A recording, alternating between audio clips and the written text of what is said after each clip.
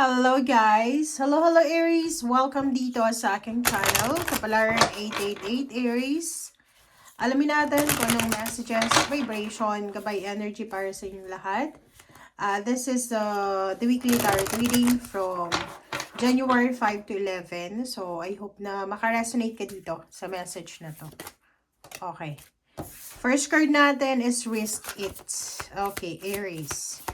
Kuma tayo dito ng 2 cards. Okay. Second card is Say You're Sorry. Wow.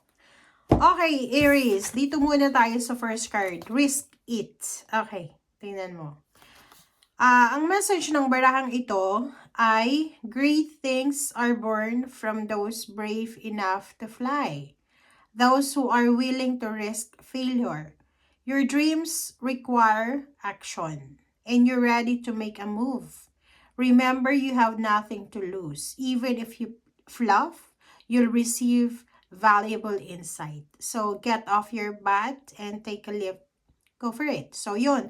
Risking. Zero the full. Ito sinasabi ng barahan na to na yung magandang buhay, this is literal, yung magandang buhay ay para doon sa mga taong willing mag-take ng failure, willing mag-take ng risk na gumawa ng action. Okay? So, this week, Aries, kung marami kang pangarap sa buhay, okay? Lahat ng pangarap natin, hindi lang puro pangarap. We need to take action. We need to, or our dreams, our hopes and dreams, our goals require action. Diba? So, sinasabi ng barahan na be ready, maging handa ka sa kung ano man na action or movement.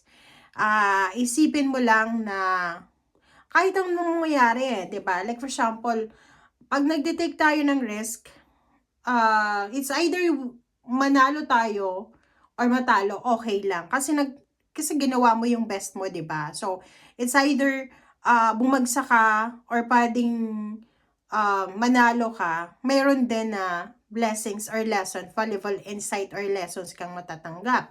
So, sinasabi ng baraha, go for it.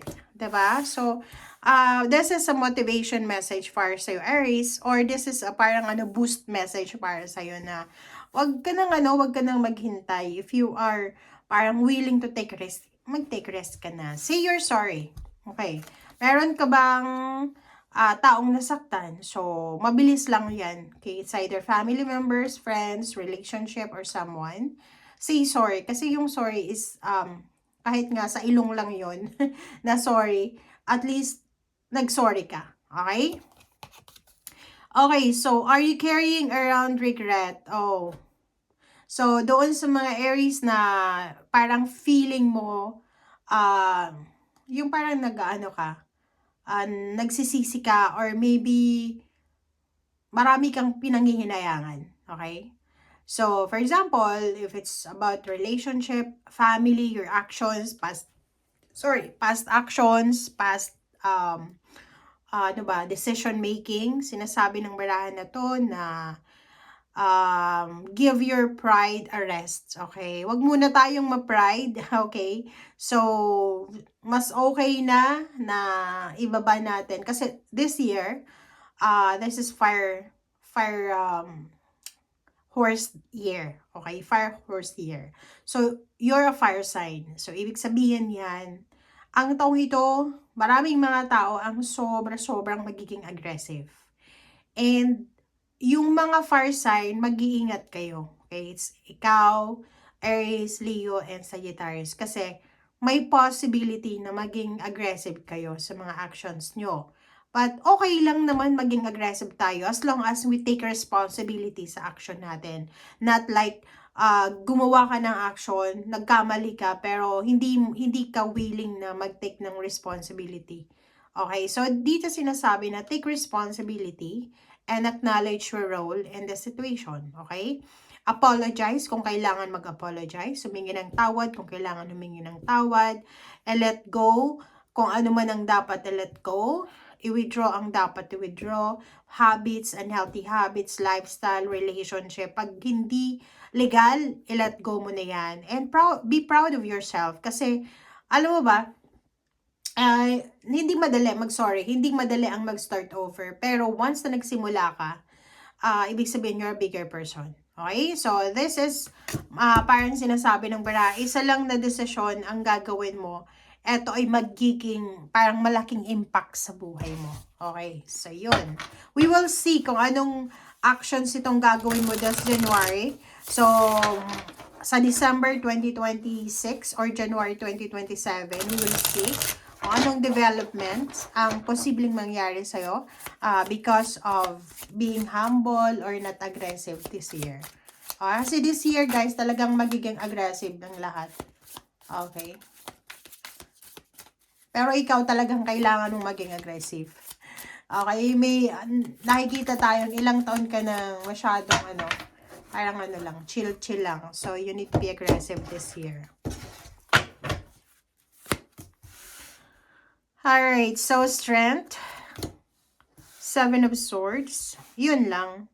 Maingat ka. You need to be careful, Aries, for your health. Physical health, mental health, emotional health, spiritual health, financial health. Ingat-ingat tayo. We need to have discipline. Okay?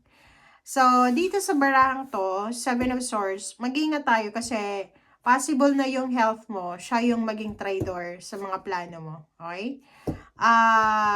Makakatanggap ka ng mga offers, balita, like for example, relocation, travel, you'll receive a news na may someone na magta-travel, mag-abroad, ganyan, ganito. High Priestess and Magician.